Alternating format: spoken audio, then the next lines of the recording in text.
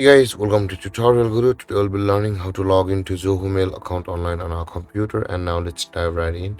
Now to log into your Zoho Mail account online on your computer, first open up your preferred browser. As I have already opened the Google Chrome, and in the search bar, click over there and type in the address zoho.com and hit on enter. And then it will be directed to the home page of Zoho Mail. Now, in order to log into your Zoho Mail account, over here you can see the mail section available for us just below the CRM. Click on the mail, and over here again at the top right corner of the screen you can see the sign in button on the Zoho Mail page.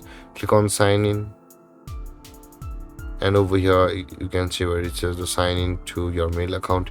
Enter the email address of your Zoho Mail account, or you can also log into your account with the following over here, guys, where you can see the Apple, Google, Yahoo, Facebook, LinkedIn, Twitter, and Windows, and some of the GitHub, Slack is also over here. If you want to log into your Zoho with these, simply click on those items and a login page to the respective item will open. And if you log into that, you'll be logged into Zoho Mail with your account.